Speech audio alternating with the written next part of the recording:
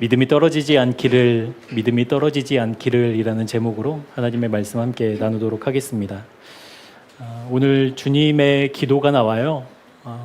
주님이 공생애를 사시면서 여러 기도하는 장면들이 나오는데 특별히 군중들을 위해서도 주님을 만나러 온 사람들을 위해서도 병자들을 위해서도 기도하시지만 오늘 본문은 특별히 베드로 개인을 위해서 내가 기도하고 있다라고 말씀하는 유일한 본문이거든요. 그러니까 특별한 의미가 있을 거겠죠. 우리 주님이 기도하시는데 그 기도의 내용이 베드로에게 믿음이 떨어지지 않기를 기도하셨다라는, 그러니까 주님의 마음, 주님의 관심은 믿음이 떨어지지 않는 거구나라는 것을 깨닫는데 오늘 설교 목적이 있습니다. 비단 베드로를 위해서만의 기도는 아니겠지요. 성경에 기록되어 있으니까 믿음의 사람들이 이 말씀을 볼 때마다 우리 주님이 너희들을 위하여 기도하고 계신다, 믿음이 떨어지지 않기를 이라는 그 마음을 우리 반듯하게 깨닫는 오늘 시간 되기를 주님의 이름으로 축복합니다.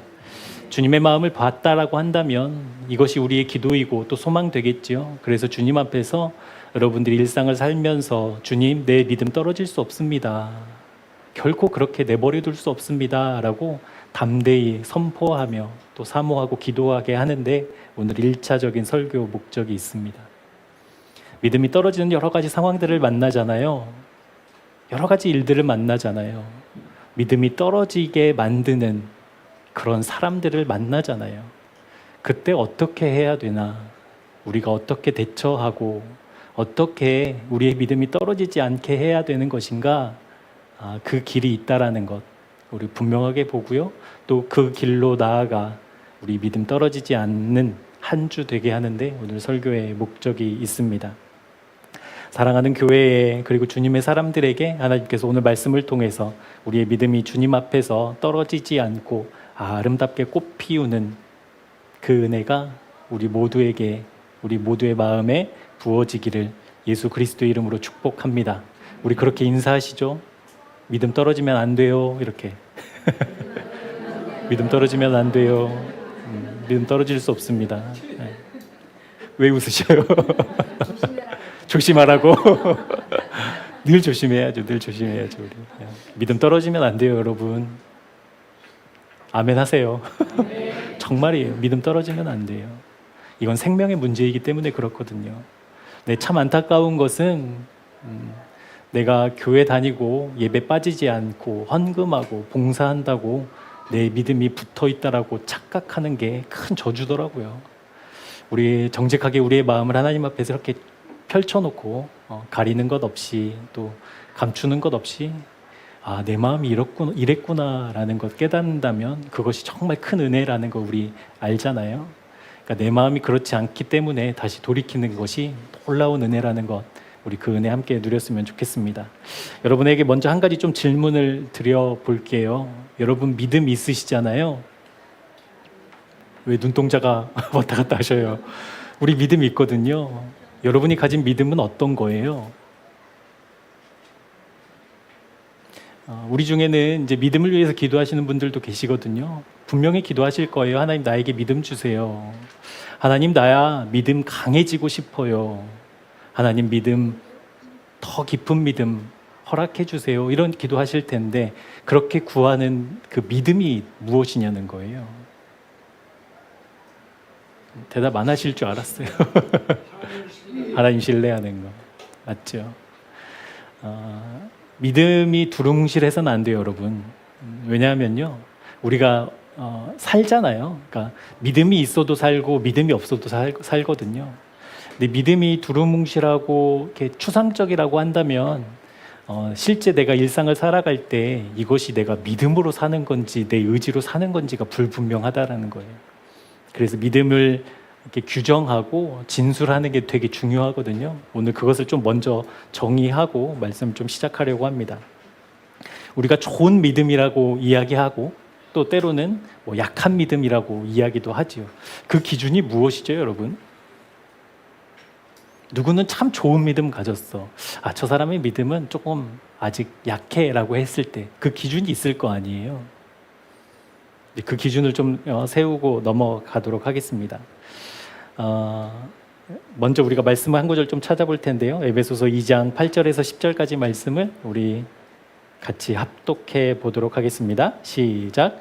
너희는 그 은혜에 의하여 믿음으로 말미암아 구원을 받았으니 이것은 너희에게서 난 것이 아니요 하나님의 선물이라. 행위에서 난 것이 아니니 이는 누구든지 자랑하지 못하게 함이라. 우리는 그가 만드신 바라 그리스도 예수 안에서 선한 일을 위하여 지으심을 받은 자니 이 일은 하나님이 전에 예비하사 우리로 그 가운데에서 행하게 하려 하심이니라. 아멘. 우선 우리가 반듯하게 해야 될 마음은 뭐냐면요, 믿음은 그냥 생기지 않아요. 그러니까 믿음을 갖고 싶다고 여러분들이 몸부림친다고 믿음이 생기지 않아요. 나 강한 믿음, 좋은 믿음 가져야 되겠다라고 해서 열심을 낸다고 믿음이 생기지 않아요. 오늘 에베소서 2장 8절에 보면 믿음 이전에 은혜가 있어요. 은혜로 말미암은 믿음이에요. 그러니까 하나님의 은혜를 받은 사람이 이제 실제 믿음의 생활을, 믿음의 삶을 살아가게 된다라는 거예요. 그 은혜가 먼저 있는 것인데 이 은혜에서 시작된 믿음은 그냥 우리에게 뭐 이렇게 부어져서 이것으로 살고 그냥 있는 듯 없는 듯 하는 것이 아니라 은혜로 시작된 믿음은 반드시 그 목적지를 향해서 갑니다. 우리를 이끌어 갑니다. 그 목적지가 어디예요? 10절 말씀에 나와 있는 그리스도 예수 안에서 선한 일을 하게 만들어요. 믿음을. 그러니까 믿음이 있어라고 하면 여러분 우리 두 가지를 생각해 보셔야 돼요. 그것이 내 안에 있구나. 그리고 그 믿음이 실제 작동하고 있구나. 믿음이 은혜로 말미암아 우리에게 믿음이 부어졌을 때 부어진 나에게 어떤 변화가 일어나냐면 그리스도 예수 안에서 선한 일을 하는 사람으로 내가 변화된다라는 거예요. 그러면 또 한 가지 물어볼게요. 여러분, 그리스도 예수 안에서 선한 일은 뭐예요? 어려운 사람들을 돕고 힘든 사람들을 보살피고 내 모든 것을 나누는 그런 선함을 말하고 있지 않아요. 여기에서 말하는 선함은 무슨 말씀이냐면 18절에 그 말씀이 나오거든요. 우리 18절 말씀 한번 같이 읽어보도록 하겠습니다. 시작.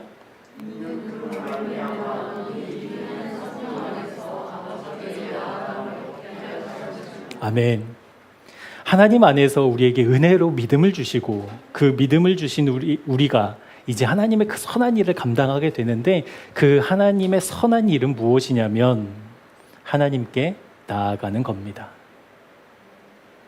도덕적이고 윤리적인 선한 일, 착한 일, 사람들이 칭찬하고 박수친 일을 이야기하는 것이 아니라 하나님께 선한 일은 하나님께 나아가는 것. 아멘. 그것이 하나님께는 유일한 선한 일이에요. 여러분들이 전 재산을 들여 사회복지재단을 만들어서 불우한 이웃을 돕는다 하더라도 원칙상으로 하나님은 그것을 선하다고 여기시지 않아요. 하나님이 유일하게 오직 참 선하다, 좋다라고 말씀하시는 딱 한 가지 일은 하나님을 떠난 우리가 주님께 다시 돌아가는 것. 그래서 우리에게 은혜를 베푸시는 거고요. 그래서 우리에게 믿음을 주시는 거예요. 전능하신 하나님, 모든 것이 가능하신 하나님을 등에 업고 이 땅에서 내가 추구하고 이 땅에서 내가 누리고 싶은 나의 욕구를 채우기 위해서 주님의 능력을 쓰는 그 부름을 믿음이라 선한 것이라 여기시지 않고 내 존재가 주님께로 다시 돌아가 주님 앞에 서는 것. 사랑하는 주님의 사람들에게 우리 교회에 그것이 실제되었으면 좋겠습니다. 그 선한 일을 감당하기 위해서 우리에게 믿음을 주셨다라는 거예요. 믿음. 그래서 믿음을 이렇게 정의하면 좋겠습니다. 같은 말씀이에요. 하나님이 기뻐하시는 유일한 길, 다시 돌이켜 주님께로 돌아가는 것.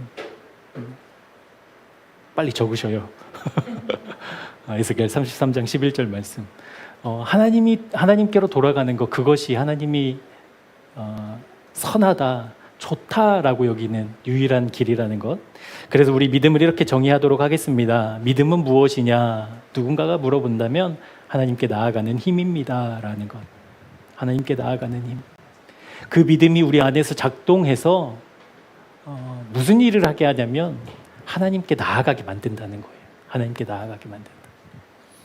그런데 하나님께 나아가게 만드는 것이 믿음인데 하나님께 나아갈 힘이 우리에게 있냐고요? 있어요, 없어요? 하나님께 나아갈 힘이 여러분에게 있어요, 없어요? 믿음이 있는데요? 있어요, 없어요? 없죠, 우리에게는. 그걸 설명해 드리려고 하는 거예요. 우리에게는 하나님께 나아갈 힘이 없어요. 우리가 우리의 힘으로 하나님께 나아가면요, 이제 뭐가 문제냐면 예수님이 필요가 없어요. 그러니까 하나님께 나아가는 것이 하나님이 인정하시는 유일한 선함, 착함, 좋다인데 우리는 하나님께 갈 수 있는 길이 없다고요. 그래서 누구를 보내셨어요? 예수님을 보내셔서 하나님이 선하다, 좋다라고 여기시는 그 일을 이루시기 위해서 예수님을 보내셔서 십자가에 죽이시고 그 유일한 구원의 길, 십자가의 길을 허락하신 뒤에 그것에 동참하는 사람들을, 그 주님과 함께 연합해서 하나님께 나아가는 사람들을 하나님이 좋다, 선하다, 귀하다라고 여기신다라는 거예요. 그러니까 우리에게 힘이 없기 때문에 우리가 어떻게 해야 되냐면 우리에게 주어진 은혜로 주어진 믿음을 가지고 주님께 곧장 가는 것이 아니라, 그런 능력이 우리에겐 없으니까 누구를? 예수 그리스도를 붙잡는 거예요. 아멘. 여러분, 그래서 예수님을 믿는다, 이것을 믿음이라고 이야기하는 그 내용들이 그렇다라는 거예요. 그렇게 주님을 붙잡아서 우리가 결국 어디까지 가냐면 하나님 보좌 우편에, 그 하나님을 마주하는 영광스러운 자리까지 나아가게 된다라는 것이죠. 그래서 로마서 8장에서 우리가 양자가 아니라 이제는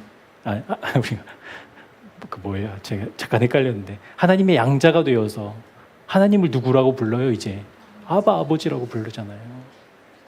우리 주님이 그러해 하셨던 것처럼. 그래서 믿음은 하나님께 나아가는 힘인데 그 힘이 우리에게 없기 때문에 오직 이 땅에서 하늘로 올라가신 유일하신 그 주님을 따라가는 것, 그 주님을 따라가기 위해서 주님의 옷자락 붙잡는 것, 그것이 믿음입니다. 그런데 우리 주님의 공생의 기간 동안 보여주신 놀라운 기적의 모습들이 기록되어져 있잖아요, 성경에. 주님이 따뜻한 이렇게 한마디 하시면 막 귀신이 떠나가고, 평생 질병에 고통당한 사람에게 그 옷자락 끝자락 이렇게 만지니까 막 질병이 치유되는 그 놀라운 기적들을 봐서 많은 사람들이 그 믿음을 가지고 우리 주님을 붙잡는데, 우리 주님의 공생에만 붙잡는 사람들도 있어요. 하나님 놀라운 기적 일으켜 주십시오. 주님이 말씀 속에서 역사하셨듯이 질병 낫게 해주십시오. 이 하나님만 따라가는, 이 주님만 따라가는 믿음도 있는데, 그러면 하나님께 도달할 수 없어요. 조금 과격히 말씀드리면 그것은 믿음으로 하나님이 인정하시지 않아요. 왜냐하면 하나님이 선하다라고 여기는 것은 하나님께 나아가는 거잖아요. 하나님을 마주하는 거잖아요. 그런데 공생의 기간 동안에 주님만 나의 주님입니다라고 이야기하면 하나님께 갈 수 없어요.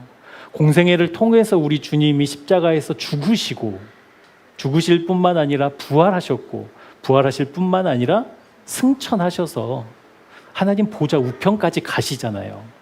그러니까 우리의 믿음은 주님을 따라가는 것인데, 주님을 붙잡는 것인데, 공생의 기간에 멋진 예수님, 능력의 예수님만이 아니라 십자가에 죽는 죽음의 장소까지 완전하게 죽어서 3일 뒤에 부활한 그 부활까지, 그것뿐만 아니라 주님이 들려 올려지셔서 하나님 보좌 우편에까지,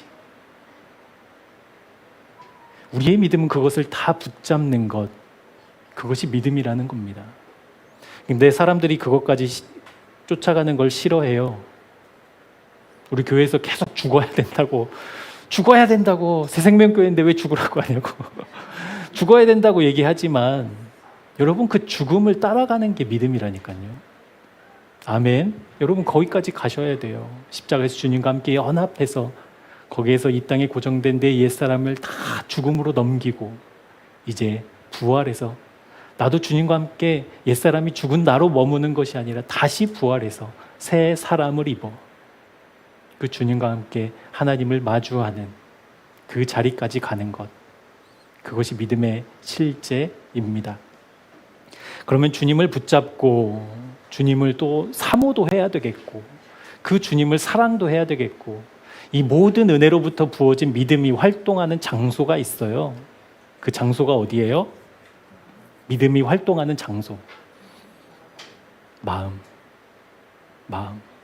믿음이 활동하는 장소가 마음이거든요. 마음이 어디 있어요, 여러분? 가리켜 보세요. 귀에. 황수님 귀에 있어요.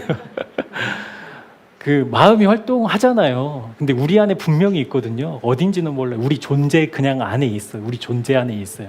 근데 이 마음이 우리 존재 안에 있는데 우리가 아까 주님을 따르는 것이 믿음이라고 했는데 우리의 몸이 따라가요? 우리의 마음이 따라가요?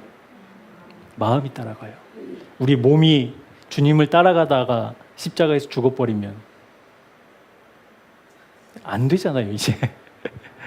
우리 마음이 죽고 우리 마음이 부활하고 우리 마음이 승천하는 거거든요. 그러니까 구원받은 사람이 모두 하늘로 올려져 가는 휴거를 말씀하고 있는 것이 아니라 그렇게 내 마음이 주님과 연합해서 하나님을 마주한 그 마음을 가진 사람이 이 땅에 살아가는 것, 그것이 그리스도인의 삶이잖아요. 그런데 이 마음이 여러분 환경의 영향을 받아요, 안 받아요? 1번 받는다. 받는다고 인정하시는 분 한번 표시를 한번 해보셔요. 안 받는다. 중립은 없어요. 답은 2개밖에 없으니까. 받는다, 안 받는다? 받아요. 근데 조금 더 정확하게 할게요. 믿음은요, 그러니까 내 마음이 주님과 함께 연합해서 그렇게 하나님을 마주하는 데까지 간 그 실제 믿음, 하나님이 기뻐하시는 그 믿음은 환경의 영향을 안 받아요. 받는 것도 맞아요. 그런데 믿음은 환경의 영향을 안 받아요. 그걸 좀 살펴보고 넘어가도록 할게요. 먼저 환경의 영향을 받는 마음도 있고 그렇지 않는 마음도 있는데 이 결과는 무엇으로부터 무슨 도대체 어떤 기준에 따라서 이런가? 마음의 주인의 문제라는 거예요. 마음의 주인이 누구인가에 따라서 내 마음은 끊임없이 환경의 영향을 받기도 하고 내 마음이 누가 주인인가에 따라서 전혀 환경의 영향을 받지도 않아요. 이 문제거든요, 이 문제. 먼저 에덴 동산에서 뱀이 하와를 유혹하죠. 유혹합니다. 유혹하고 여러 가지 말도 안 해요. 그냥 하나님이 먹지 말라고 한 그 선악을 알게 한 나무의 열매, 그것에 대한 정의만 새로 해요. 그거 먹으면 하나님처럼 될걸? 뭐 이렇게. 그런데 지금 아담과 하와에게 펼쳐진 에덴 동산은 모든 것을 다 할 수 있는 상태였잖아요. 상황이었잖아요. 그러니까 하고 싶은 대로 해도 됐어요. 하나님이 그렇게 맡기셨으니까. 아담과 하와가 다스리기도 하고 통치하기도 하고 그것들과 함께 누리기도 하고 그 모든 자유가 이 에덴 동산에 있었거든요.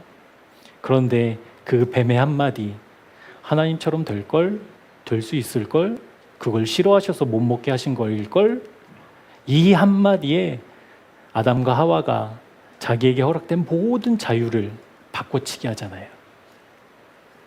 그러니까 아담과 하와의 마음이 그 사탄의 유혹의 상황에 이제 홀랑 넘어가게 된 거잖아요. 그러니까 마음의 주인의 문제라는 거예요. 근데 내 마음의 주인이 내가 아니라 하나님이라고 한다면 어떤 일이 벌어지는가? 우리 고린도후서 4장 말씀 함께 찾아보도록 하겠습니다.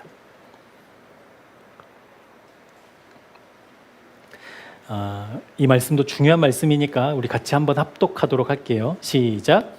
우리가 이 보배를 질그릇에 가졌으니 이는 심히 큰 능력은 하나님께 있고 우리에게 있지 아니함을 알게 하려 함이라.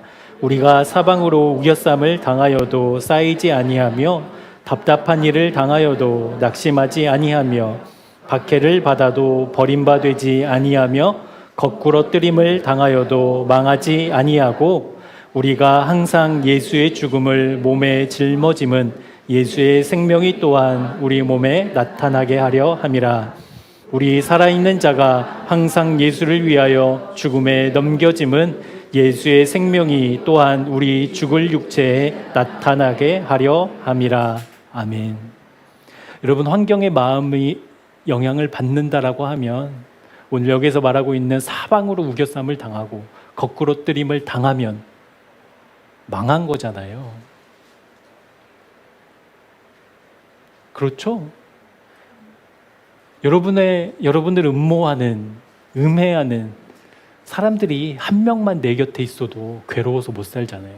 근데 사방으로 우겨쌈을 당했대요. 그리고 또 뭐라고 이야기하고 있냐면 답답한 일을 당했대요. 박해를 받고 거꾸로뜨림을 당해도 뭐래요? 거기에 영향을 받지 않는다라는 거예요. 내 마음의 주인이 누구일 때? 내가 붙잡고 따라가는 주님이실 때 상황의 영향을 받지 않아요. 아멘. 여러분, 믿음의 실제예요, 정말. 주님이 내 인생에, 내 마음에 찾아오셔서 나의 삶을, 나의 마음을 이끌어 가실 때 내가 그 주님을 붙잡는 믿음으로 그 주님의 옷자락 놓치지 않는다면 상황의 영향을 받지 않아요. 틀림없어요.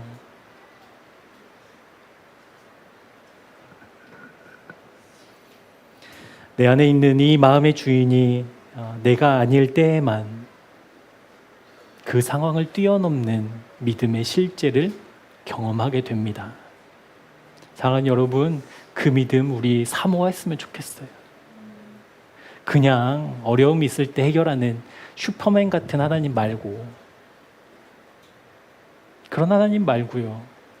정말 주님이 내 안에 계셔서 나에게 어떤 일이 벌어져도, 사람들은 막 놀라 자빠지는 일을 당해도 내 마음의 주인은 주님이기 때문에 든든하게 그 자리를 지킬 수 있는 그 실제 믿음.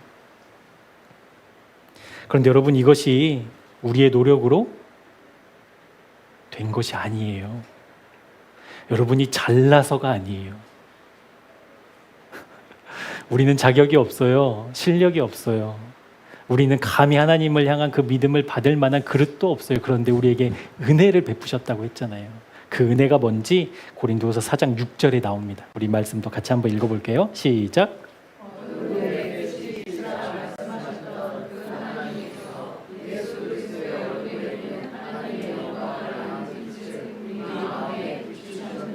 아멘.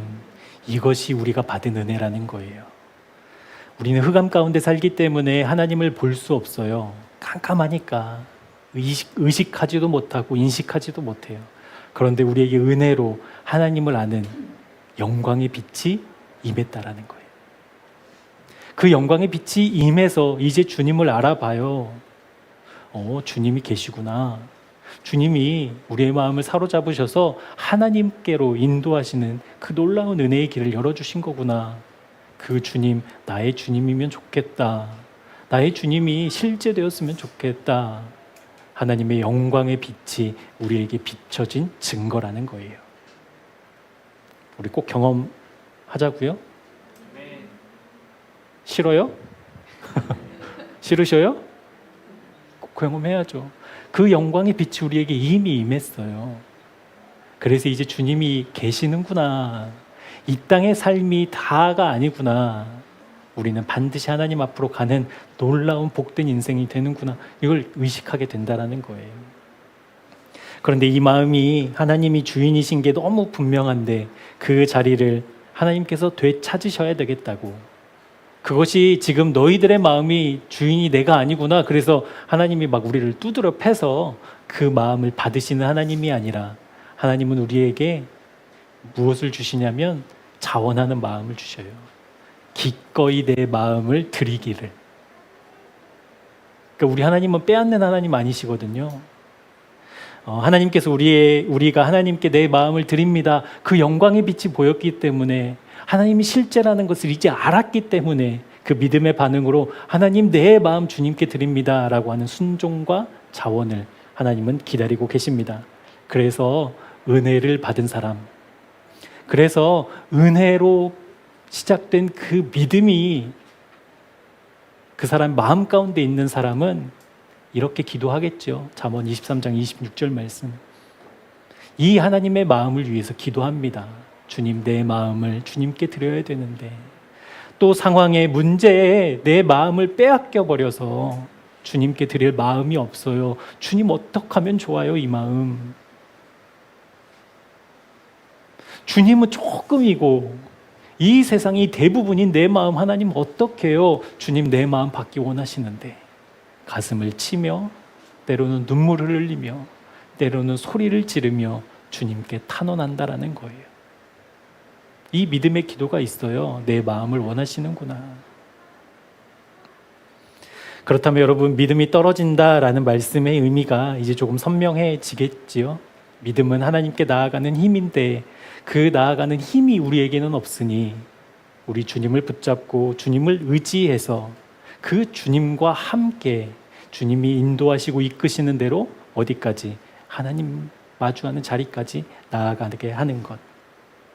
이 믿음은 우리의 마음에서 일어나는데 이 마음의 주인이, 믿음의 주체가 내가 아니라 하나님이라는 것. 그러면 믿음이 떨어졌다라는 의미는 뭐예요? 이 마음의 주인이, 믿음의 주체가 나인 것.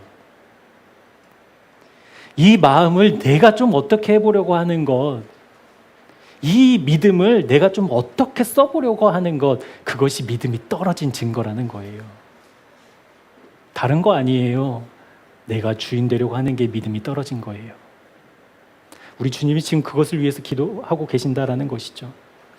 여러분, 믿음이 떨어진다, 내가 주인 되기를 원한다. 누가 가장 원하는 걸까요? 누가? 사탄이 아담과 하와를 그걸로 이제 꼬드긴 거잖아요. 그러니까 사탄이 가장 원하는 것은 뭐냐면 여러분을 막 무섭게 하고 괴롭게 하고 하는 일이 다 안 되게 하는 것이 아니라 사탄이 원하는 것은 여러분이 여러분의 주인이 되길 원하는 거예요. 그것을 위해서 끊임없이 하거든요. 옛날과 똑같이 살아도 기도하지 않고 사람들 성공하던데, 하나님 안 믿고도 건강하게 살던데, 교회 나가지 않아도 자식들 성공하던데, 이런 걸로 우리의 마음의 주인이 우리가 되게 만든다라는 것이죠. 그래서 여러분, 믿음은 참 감사하고 기쁘고 은혜의 길인데 또 한 측면에서는요, 영적 전쟁이에요. 주인의 싸움. 누가 주인이 될 것인가가 끊임없이 싸우는 영적 전쟁이에요. 이것을 다른 말로 하면 마음 전쟁이에요. 마음 전쟁. 이 마음의 자리를 누가 차지할 것인가? 누가 마음의 주인인가? 그래서 사탄이 하는 일은 이 땅에 마음이 고정되게 하는데 사탄이 모든 일을 집중해서 해요, 거기에. 그래서 이 땅의 것들이 피부로 와닿게 하고요, 실감나게 해요. 비교하게 하고 불안하게 해서 지금 미래를 준비하게 해요. 노후를 준비하게 한다고요. 잘 준비해서 좀 안정하고 좀 평탄한 노후를 보내야지 여기에 온 힘을 쏟게 만든다고요. 왜냐하면 우리는 원래 거기에서 났잖아요. 진노의 자식들이었으니까, 하나님 없이 살던 사람들이었으니까 그곳이 너무 익숙하고 편해요. 제 고향이 전주거든요. 전북 전주. 1년에 몇 번 못 가요. 이제 불효자라 몇 번 못 가는데 오랜만에 가도 익숙해요. 막 도시가 개발되고 막 그래도 길은 모르겠는데 그냥 그곳에 가면 이렇게 근심 걱정이 없어요. 거기서 나서 자랐으니까. 그러니까 사탄이 우리의 마음 홀랑 빼앗으려고 이 땅의 것이 커 보이게 만드는 일들을 한다니까요. 여러분, 사탄이 여러분이 대박 나게도 할 수 있어요. 막 피를 줄줄 흘리고 막 눈에서 불이 나서 막 우리를 괴롭게만 하는 게 사탄 아니에요. 여러분의 일이 잘 되게도 해요. 그래서 뭐하게? 우리의 마음 이 땅에 고정되게. 어렵게도 하는 목적이 그거예요. 어려워서, 죽겠어서, 힘들어서 이 땅에 내 마음이 고정되게. 그러니까 우리 분별해야 돼요. 잘 되고 있다고 하나님이 다 은혜 주신 거 아니라는 거예요. 어렵다고 해서 하나님이 은혜를 안 주고 계시는 게 아니라는 거예요.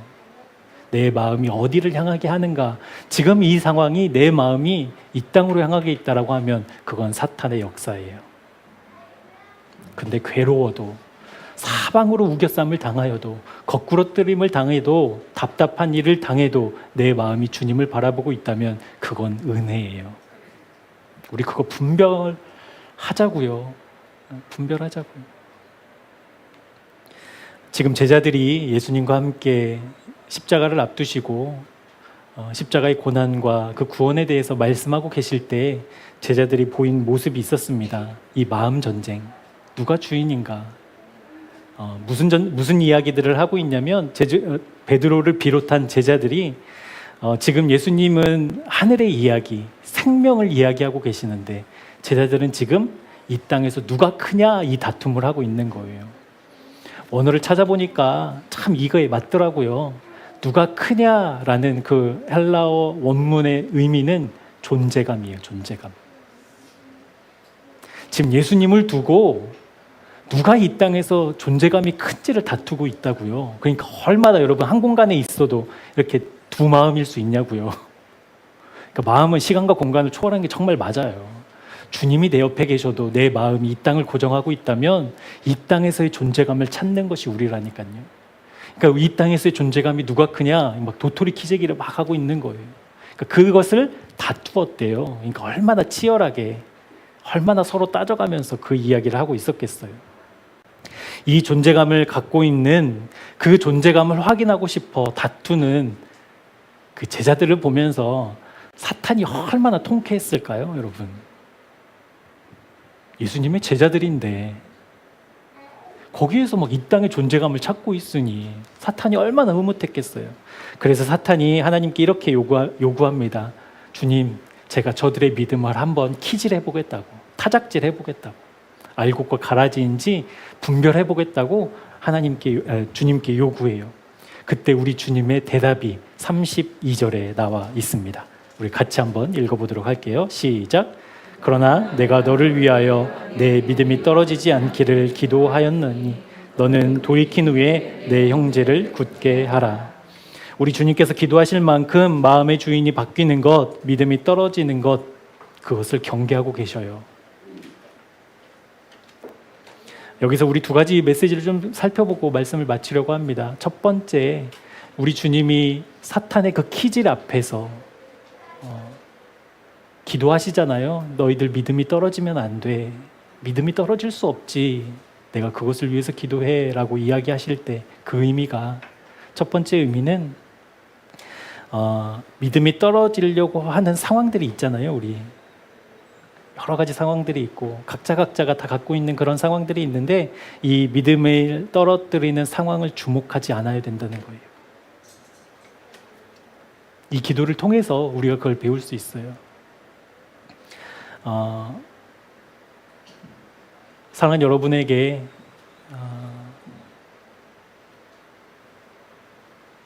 조용하지만 강하게 말씀드립니다. 뭐냐면 우리 주님이 상황을 바꾸셔서 일하실 만큼 허술한 분이 아니에요. 여러분 강하게 들으셔요. 상황을 바꾸셔서 일하실 만큼 우리 하나님 능력 없지 않으셔요. 이해되시죠? 그러니까 우리는 어떤 상황을 이렇게 바꾸고 싶잖아요. 근데 하나님이 그 상황이 잘못되었기 때문에 이 상황을 바꿔서 예를 들어 해결해서 하나님의 뜻을 이룰 만큼 하나님 그렇게 무능력하시지 않다고요. 근데 우리가 오해해요. 그것을 바꾸셔야만 하나님이라고.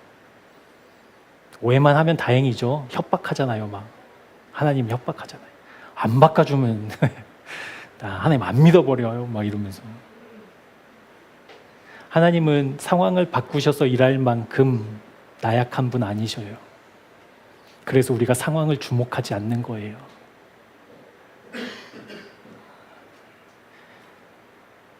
저는 너무 좋던데. 별 감흥이 없으신가 보네. 와, 우리 주님 상황을 바꾸셔서 일해야 되는 그런 분 아니구나. 와, 너무 든든하던데. 안타깝네요. 뜨뜻미지근한 반응을 보일 줄이야. 여러분 정말이잖아요. 하나님이 내가 겪은 어떤 상황, 어떤 일, 우리는 이제 그것이 커 보이니까 막 해결해 달라고 기도하지만 우리 주님은 그것과 상관없이 일하셔요. 그래서 여러분 우리가 우리의 믿음이 떨어뜨리려고 하는 그 상황에 주목하지 않는 이유가 그거라니까요. 안 봐야지, 모른 척 해야지, 그럼 다 넘어져요. 안 봐야지 하면 봐요, 안 봐요? 너 이거 하지 마. 엄마가 여기다 중요한 거 뒀으니까 서랍장 절대 열어보면 안 돼 하면 열어봐요, 안 열어봐요? 열어봐요. 그러니까 내 의지를 가지고 내 믿음이 떨어지게 하는 처 상황, 내 믿음이 떨어지게 하는 처 사람 안 봐야지라고 하면 봐진다니까요. 그리고 열이면 열, 다 믿음 떨어져요. 그러니까 우리가 상황을 안 보아야 되는 이유를 분명히 아셔야 돼요. 왜냐하면 우리 주님은 상황 때문에 일하시는 분이 아니라는 것. 상황을 바꾸셔야 될 만큼 불완전한 분 아니시라는 것. 그 믿음이 있을 때에만 우리가 상황을 보지 않아요. 상황에 주목하지 않아요. 여러분, 우리 주님이 얼마나 제자들을 사랑하셨어요? 우리 주님 붙잡혀 가실 때 제자들 다 뿔뿔이 흩어지고 도망가고 누구는 알몸으로 막 도망가잖아요. 그때 우리 주님이 부활하셔서 막 두려워 떨고 있는 제자들을 찾아가셔서 뭐라고 말씀하셔요? 다 엎드려 뻗쳐. 대가리 박아. 그러시지 않고 뭐라고 하셔요? 평강이 너희에게 있을지어다. 평강이 너희에게 있을지어다. 저 같았으면 그냥 근데 우리 주님 그 사랑으로 끝까지 품어주시잖아요. 하나님의 평강이 너희에게 있기를 원한다. 얼마나 사랑하셨겠어요. 그런데 그렇게 사랑하시는 제자를 지금 누가 시험해보겠다는 거예요? 사탄이, 마귀와 원수가 그 제자들의 믿음을 시험해보겠다는 거잖아요. 그러면 예수님이 어떻게 하셔야 돼요? 그 사탄을 꾸짖고 너 지금 누구를 감히 시험하려고 해? 어이 떠나라. 저 멀리 떠나서 오지 말라고 그렇게 말씀하셔야 되잖아요. 근데 우리 주님 기도하셔요. 믿음 떨어지지 않기를. 그러면 무슨 상황이 펼쳐지겠어요, 여러분? 사탄이 제자들의 믿음을 시험하는 상황이 여전히 펼쳐진다니까요. 여러분, 요셉이 형들에게 팔려가실 때 주님이 막으시지 않으셨어요. 모함을 받고 감옥에 갇힐 때 하나님이 구명운동 하시지 않으셨어요. 그냥 그 시간을 보내게 하셨어요. 모세가 광야에서 40년 잊혀진 사람으로 양을 치며 살아갈 때 그 비참함을 하나님 그냥 두셨어요. 하나님의 백성이 망하는 그 일을 경험하게 하신다니까요. 그리고 포로로 끌려가 70년이라는 긴 시간을 포로로 살게 하셔요. 우리 주님이 독생자 그 아들 예수 그리스도가 십자가에서 사람들의 조롱과 침뱉음과 희롱을 당하면서 발가벗겨져 죽임을 당하는 일을 경험하게 하신다니까요. 그래서 믿음이 깊어지면 분명하게 고백되고 또 깨달아지는 것 한 가지가 있어요. 내가 겪는 이 일이 그냥 사건이 아니구나. 이 일 속에 하나님의 뜻과 계획이 있으셨구나. 여러분 그렇죠? 여러분의 삶에 지나온 시간들을 한번 생각해 보세요. 그 일이 하나님의 뜻과 계획이 아닌 게 없다니까요. 그 어려움이, 때로는 그 조음이 하나님이 나에게 베푸신 은혜라는 것 깨닫게 된다고요. 여러분, 그렇기 때문에 우리의 기도가 상황을 바꾸려는 데 목적이 있지 않아요. 아멘. 여러분, 기도의 삶이 그렇게 더 깊어지면 좋겠어요. 어떤 상황을 바꾸려고 그것이 목적된 기도가 아니라 어떠한 상황 속에서도 일하시는 그 주님 선명해지면 좋겠다고, 그 주님이 분명해졌으면 좋겠다고 기도하는, 우리 3주 동안이나 기도의 말씀 들었으니까 우리 그렇게 기도하는 여러분 되었으면 좋겠습니다. 지금 이 상황과 현실 속에서 일하실 주님을 기대하고 마주하는 게 기도의 목적이에요. 우리 주님만 선명해지면 여러분, 우리 주님이 실제 나를 이렇게 사랑의 눈으로 쳐다만 보는 것이 실감나면 여러분, 무슨 상황이어도 무슨 일이어도 뭐가 걱정이에요. 여러분 돈 집에 100억 있으면 든든하잖아요. 100억이 있으신가 보다. 1000억 있으면 든든하잖아요. 무슨 일이 터져도 여러분 그냥 넉넉하게 받아들일 거 아니에요? 아니에요? 그렇죠. 근데 왜 우리 하나님은 그런 든든함이 없냐고요. 그러니까 그 기도가 어떤 방향으로 흘러가야 되는지, 이 상황 속에서 일하시는, 이 상황을 바꾸실 만큼 하나님 계획 없고 무능력하고 지혜 없으신 분이 아니라는 것 선명해져. 어떤 상황에서도 나 주님 놓치지 않아야 된다고. 지금 내 마음이 여기에 휩쓸리면 안 된다고. 그래서 믿음 떨어지지 않기를 기도하셨던 주님의 마음을 바로 깨달아. 주님, 나 주님 이 상황 속에서, 이 어려움 속에서, 아픔 속에서도 주님을 향한 그 믿음 떨어지지 않기를 결단하고 기도하는 우리 모두가 되기를 주님의 이름으로 축복합니다. 그런데 솔직히 여러분, 상황이 더 커 보이죠? 어쩜 그렇게 다짐하고 돌아서면 또 내 피부로 와닿는 것이 큰지 모르겠어요. 그것이 우리의 실존입니다. 근데 이제 그것으로 끝나면 안 되고요. 이 고백이 있어야 돼요. 아, 지금 이 상태가 고장난 상태구나. 상황이 커 보이고 주님 작아 보이는 이 상태가 내가 믿음이 떨어진 거구나. 이걸 깨닫고 주님께로 돌아가는 그 은혜가 여러분의 삶 가운데 깊이 새겨지기를 축복합니다. 우리 시편 139편 6절에서 10절까지 말씀 우리 같이 한번 읽어보도록 할게요. 시작.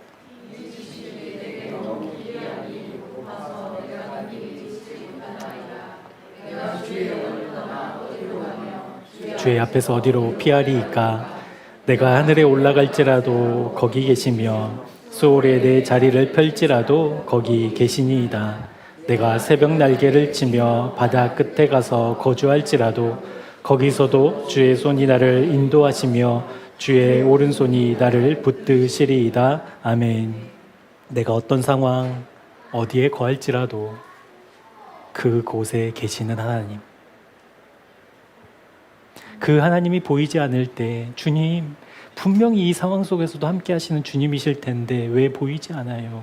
왜 느껴지지 않고 실감나지 않아요? 라고 애통해하는 그 깨어있는 살아있는 믿음의 사람 되시기를 주님의 이름으로 축복합니다. 사탄이 베드로의 그 믿음을 떨어뜨리기 위해서 환경을 주목하게 합니다. 예수님이 붙잡혀 가시고 신문당하실 때 사람들이 3번이나 묻잖아요. 너 그 제자 아니냐? 너 예수와 함께 다니는 사람 아니냐? 라고 했을 때 베드로가 그 상황에 그만 마음을 빼앗겨 믿음을 떨어뜨려 3번 주님을 부인하게 됩니다. 근데 여러분 한번 생각해 보자고요. 제자잖아요. 그것도 수제자잖아요. 그 제자가 공개적으로 나 예수님을 모른다라고 부인하는 것이 예수님께는 아무 일이 아니어서 그냥 내버려 두신 걸까요? 그러니까 그렇지 않다라는 거예요.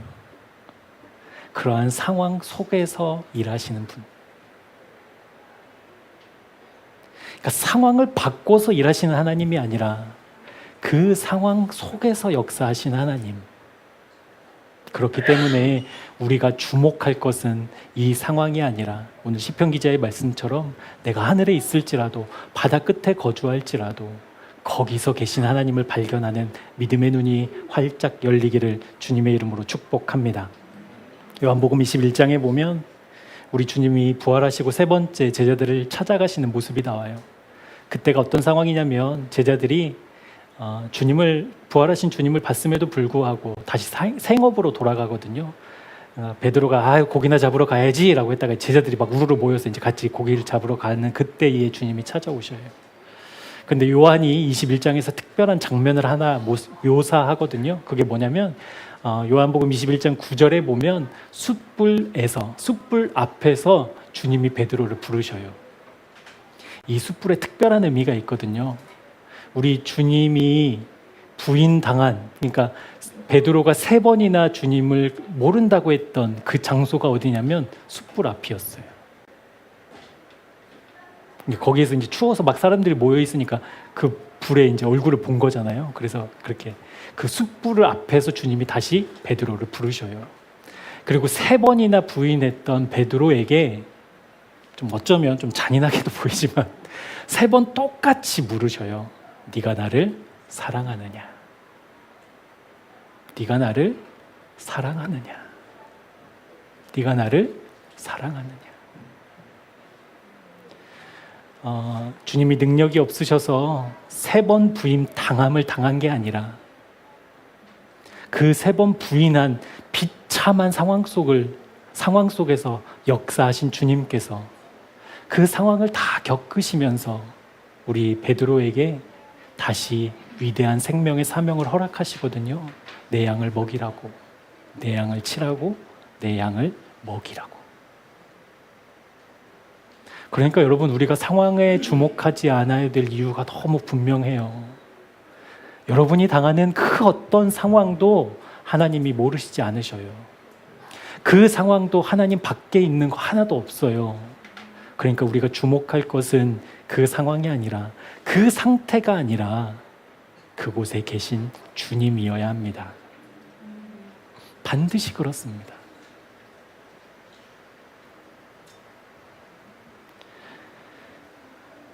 베드로가 3번 부인한 그 일도 하나님의 뜻을 이루는 하나님의 도구요, 하나님의 방법으로 사용하셨고, 그렇기 때문에 저와 여러분이 당하는 모든 상황은, 모든 사건은 하나님이 일하시는 무대라는 것, 우리 반듯하게 깨달아지기를 축복합니다. 아, 주님은 그 상황에서 일하시는구나. 이 일 속에서 일하시는구나. 그러니 내가 겪은 이 상황은, 이 문제는, 이 어려움은, 이 조음은 하나님이 역사하시는 무대가 맞구나. 우리 그 믿음으로 상황 주목하지 않고 주님 주목해서 믿음 떨어지지 않는 새생명교회의 교우들 되시기를 축복합니다. 두 번째로 좀 우리가 살펴볼 것은 믿음이 떨어지지 않는 유일한 길이 있어요. 그러니까 상황을 주목하지 않고 주님을 주목하는 것의 또 다른 표현이, 우리가 믿음을 떨어지지 않기 위해서는 무엇인가를 해서가 아니라 주님 안에 거할 때에만 믿음이 떨어지지 않는다라는 거예요. 여러분, 주님 안에 거한다는 것은 주님과 연합했다는 것이고, 연합은 하나됨이니까 분리될 수 없다라는 거잖아요. 그 상태만이 믿음이 떨어지지 않아요. 여러분, 연합이 실제되려면 무엇이 전제되어야 하냐면 죽음이 전제되어야 돼요. 죽지 않고는 연합은 없어요. 이렇게 좀 설명드려 볼까요? 부부는 일심동체죠? 아니, 현실은 아니더라도 들은 풍월은 그렇잖아요. 부부는 일심동체. 일심동체인데 둘 중에 한 명, 둘 다 살아있으면 일심동체가 돼요, 안 돼요? 안 돼요. 둘 중에 한 명 죽어야 돼요. 맞죠? 내가 예를 들어서 막 취미 생활이 있어요. 막 뭐라 할까? 그러니까 예를 들어서 저희 집에 이제 물고기를 키워요. 물고기 키우는데 그것에 대해서 내가 살아있는 거잖아요. 근데 부부가 한 집에서 그 물고기를 키우기 위해서는 제 아내가 물고기를 키우는 게 싫지만 그 마음을 죽이면 키우게 되죠. 근데 안 죽으면요, 전쟁 나는 거잖아요. 나는 싫다고 막 이런 거. 그러니까 연합은 반드시 죽음을 전제해요. 둘 중에 하나가 안 죽으면 연합이 될 수가 없어요. 주님과 우리 사이에 서서 똑같아요. 둘 중에 하나는 죽어야 돼요. 누가 죽어야 돼요? 이제 주님이 죽으니까 이제 문제가 되는 거예요. 우리가 죽어야 되는 거예요. 우리가 죽어야만 주님과 십자가에서 연합이 비로소 이루어져요. 무엇이 죽어요, 여러분? 뭐가? 내 마음이. 이 땅에 고정되어서 이 땅의 것을 추구하고 이 땅의 것을 원하고 이 땅의 것을 바라는 내 마음을 처리하고 죽음으로 넘기고, 그때에만 비로소 주님과 십자가에서 연합할 수 있다니까요. 그것이 그리스도 안에 있다라는 표현이에요. 내 의지, 내 판단, 내 계산과 내 생각, 내 뜻을 다 죽이라고 하니까 근데 이게 돼요, 안 돼요, 여러분? 그래서 우리 주님이 은혜를 먼저 주셔요. 은혜를 먼저 주신다고요. 주중에 우리 교회 한 형제와 점심 식사를 하면서 우리 교회에서 신앙생활하는 게 어떻냐, 요즘 믿음의 생활이 어떻냐, 뭐 이런 걸 주고받으면서 그 형제가 이렇게 고백하더라고요. 그 전에는 왜 그렇게 내가 주인 되어서 살았는지 모르겠다고. 내가 다 결정하고 내가 다 판단하고 그렇게 살았는데 그 시간이 참 허무하다고. 여러분, 이것은 어떤 고백이겠어요? 이제 진정한 주인이 누구인지를 알겠다라는 고백이잖아요. 믿음의 고백. 이제 주인이 누구인지가 결정되었으니까 이제 나는 그 주인을 따라가는 거잖아요. 그래서 너무 기뻐하고 너무 감사하더라고요. 지금 여러 가지 일들을 준비하고 있는데 그것이 이제 됐다는 아니지만 되든 안 되든 상관없이 내 모든 상황을 이끌어 가신 하나님이 이제 실감나니까 기뻐하더라고요.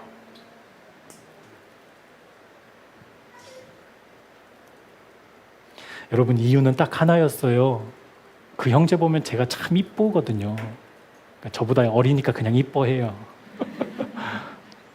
이쁜데 하나님을 향한 마음을 이렇게 쓰는 사람이구나라는 것이 참 귀한데 그 형제가 그렇게 주님의 놀라운 은혜를 경험한 것은 딱 하나더라고요. 베푸신 은혜를 가볍게 생각하지 않았어요. 하나님이 은혜를 반드시 베푸셔요. 끊임없이 베푸셔요. 그런데 그 은혜가 그냥 재수가 좋아서 아니면 그냥 우연히 이렇게 여기지 않더라고요. 하나님 날 사랑하시는구나. 그 사랑이 실제구나.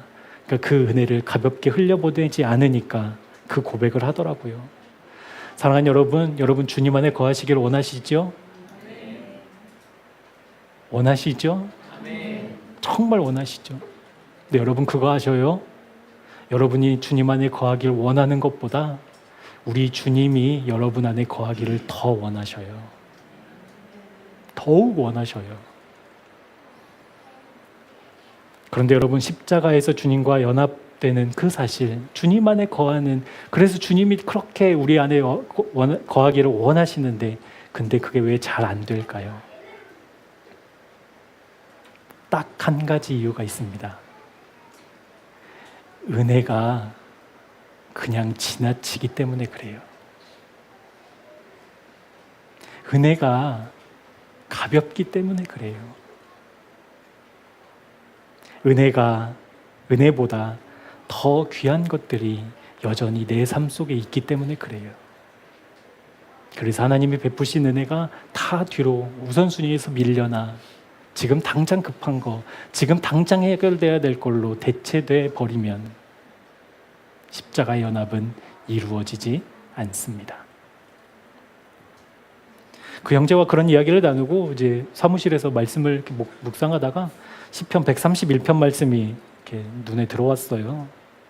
여호와여, 내 마음이 교만하지 아니하고 내 눈이 오만하지 아니하오며 내가 큰 일과 감당하지 못할 놀라운 일을 하려고 힘쓰지 않겠습니다. 실로 내가 내 영혼으로 고요하고 평온하게 하기를 젖된 아이가 그의 어머니 품에 있음 같게 하였나니 내 영혼이 젖된 아이와 같습니다. 이스라엘아, 지금부터 영원까지 여호와를 바랄지어다.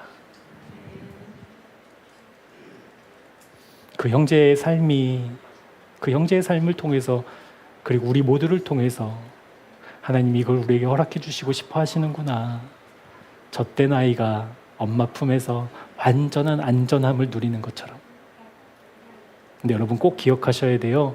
이 아이가 뻣뻣하게 자기 고집 부리면 엄마 품은 답답해 미쳐요. 그러니까 성경 말씀 참 놀랍죠, 여러분. 젖된 아이래요. 젖을 뗀 아이니까 의지가 생겨요, 안 생겨요? 생겨요. 이제 막 자기 혼자 서겠다고, 자기 혼자 뛰어보겠다고, 자기 혼자 먹어보겠다고 막 뗐을 때잖아요. 근데 그 아이가 엄마 품에서 완전한 안식을 누린다고 한다면 이것이 하나님과 우리와의 관계라는 거예요.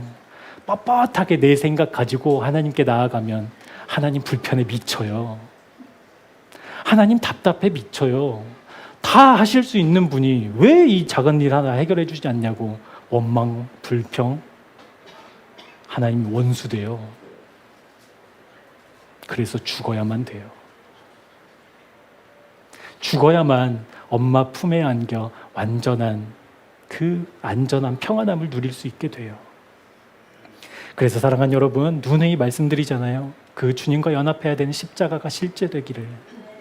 내 마음에 들어온 것만 현실되는데 다른 수많은 현실들이 아니라 오직 주님의 그 사랑이 내 마음에 들어와 그 십자가 현실되기를 여러분 꼭 기도하셔야 돼요. 꼭 기도하셔야 돼요. 날마다 이것을 확인하는, 날마다 그것을 위해서 기도하며 내 마음 쓰는 사람만 믿음이 떨어지지 않습니다. 그래서 우리 주님이 누가복음 9장 23절에서 이렇게 이야기하고 있어요. 나를 따라오려거든 날마다 자기 십자가를 짊어지고 따라야만 한다. 짊어지지 않고 따라갈 수도 있어요. 며칠은 가능해요. 근데 문제 만나면, 상황 만나면 열이면 열 다 떨어져 나가요. 우리 주님을 따르는 유일한 길은 내 판단과 내 생각이 살아있지 못하도록 십자가, 그 죽음의 상징을 내 어깨에 짊어지고 내 의지를 다 내려놓고 이끄시는 주님께 모든 것을 맡기는, 젖된 아이가 엄마에게 모든 것을 맡길 때 비로소 그 엄마 품에 평안함이 있는 것처럼 그렇게 주님을 따라가는 그 십자가의 은혜가 실제되기를 주님의 이름으로 축복합니다. 그렇게 믿음과 그 사탄이 자기를 막 그럴 때 베드로가 호기롭게 고백하잖아요. 내가 주님과 함께 오게도 갇히고 죽기까지 하겠습니다 라고 했을 때 우리 주님이 와 베드로 멋있어 역시 내 수제자야가 아니라 뭐라고 말씀하시냐면 34절 말씀 한번 읽어볼게요. 시작.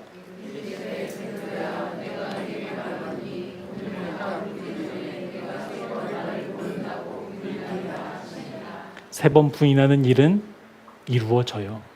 그 상황을 바꾸시지 않아요. 근데 주님의 마음은 이러셨을 거예요. 베드로야, 너 그 용기만으로는 안 돼. 너 그렇게 멋진 말로는 따라올 수 없어. 주님과 함께, 나와 함께 십자가에서 연합할 때 그것이 비로소 실제돼. 그러니까 그것을 다 무너뜨리는 거예요. 주님이 지금. 너의 힘으로는 가능하지 않아. 이랬던 베드로가 주님 안에서 어떤 고백을 하게 되는지 그 놀라운 고백 한번 보고요. 말씀 마치도록 하겠습니다. 같이 한번 읽어볼게요. 시작. 그의 많으신 궁율대로 예수 그리스도를 죽은 자 가운데서 부활하게 하심으로 말미암아 우리를 거듭나게 하사 산 소망이 있게 하시며 썩지 않고 더럽지 않고 쇠하지 아니하는 유업을 잊게 하시나니 곧 너희를 위하여 하늘에 간직하신 것이라. 너희는 말세에 나타나기로 예비하신 구원을 얻기 위하여 믿음으로 말미암아 하나님의 능력으로 보호하심을 받았느니라. 그러므로 너희가 이제 여러 가지 시험으로 말미암아 잠깐 근심하게 되지 않을 수 없으나 오히려 크게 기뻐하는도다. 너희 믿음의 확실함은 불로 연단하여도 없어질 금보다 더 귀하여 예수 그리스도께서 나타나실 때에 칭찬과 영광과 존귀를 얻게 하실 것이니라. 아멘. 세 번 부인한 베드로의 고백이에요. 사랑하는 여러분, 구원은 자격 시험이 아닙니다. 구원은 생명입니다. 생명이 날마다 연결되지 않으면 죽음으로 결론 맺듯이 주님을 향한 그 구원도 날마다 연결되지 않으면 믿음이 떨어지고야 맙니다.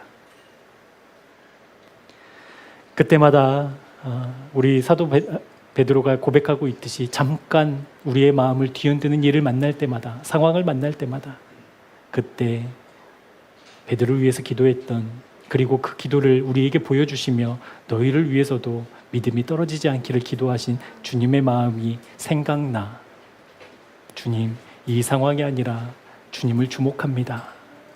주님, 내 의지로, 내 판단으로, 내 경험으로 움직이려고 하는 이 나의 습관, 나의 생각을 죽음으로 넘기고 다시 주님과 연합하기를 소망합니다 라고 기도하는 그 은혜 받은 주님의 사람들로 넉넉하게 살아가시기를 주님의 이름으로 축복합니다. 믿음이 떨어질 때 우리 주님의 기도를 기억하자고요. 믿음이 떨어져서는 안 되는 거구나. 믿음이 떨어질 수 없구나. 그래서 주님 안에 거해야 되는구나. 우리 서로를 위해서도 그렇게 기도하고요. 우리 한 주 동안 믿음 떨어지지 않는 주님의 사람으로 넉넉하게 살아가시기를 예수 그리스도 이름으로 축복합니다. 기도하겠습니다. 은혜의 주님, 우리에게 은혜를 베푸셔서 우리를 사랑하시는 주님을 알아보는 믿음을 허락해 주셨습니다. 그 믿음이 결코 떨어져서는 안 된다며 베드로를 위해 특별히 기도하신 주님의 마음을 마주합니다.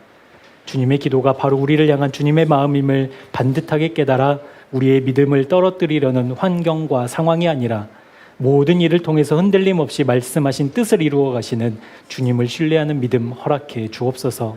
그 믿음으로 우리를 품으시는 십자가로 달려가게 하여 주옵소서. 순간순간 내가 주인이 되려는 욕구가 십자가에서 꼭 처리되게 하셔서 말씀 그대로 날마다 주님을 따르기 위해 십자가를 짊어진 십자가 실제된 우리 모두가 되기를 간절히 기도합니다. 결코 하나님을 향한 믿음이 떨어질 수 없습니다. 사랑하는 주님, 우리를 지키시고 보호하시고 인도하셔서 믿음을 떨어뜨리려는 유혹과 시험 앞에서 주님 안에 거하는 믿음의 실제를 허락해 주옵소서. 예수 그리스도의 이름으로 기도합니다. 아멘. 여전히 이 땅에 존재감을 확인하고 싶었던 제자들 가운데에 우리 주님은 베드로에게 특별히 믿음이 떨어지지 않기를 기도하셨습니다.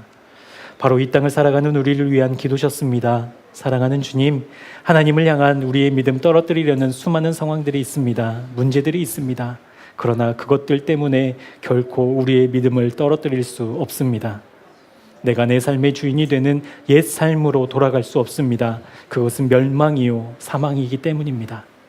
거기로부터 우리를 건지시려고 주님 십자가를 지셨습니다. 그 십자가에 내 마음 두지 않으면 이 땅의 마음 전쟁에서 이길 길이 없습니다. 사랑하는 주님의 사람들에게 그 십자가 실제되는 은혜를 베푸셔서 주님 안에서 세상을 이기는 믿음을 누리는 복 허락해 주옵소서.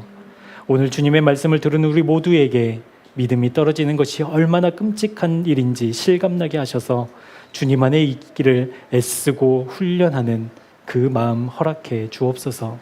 그래서 그 마음으로 실제 주님을 부르고 찾고 구하는 한 주가 되기를 원합니다. 그렇게 믿음을 지켜내는 선한 싸움 싸우는 사랑하는 교우들 되도록 지키시고 인도해 주옵소서. 준비하고 구별하여 드린 예물을 하나님께 올려드립니다. 준비하여 드리는 손길들마다 물질보다 주님이 더욱 실감나는 믿음 허락하시고 베푸신 은혜를 기억하며 감사로 드리게 하여 주옵소서. 우리의 마음을 담아 드리는 예물 되기 원합니다.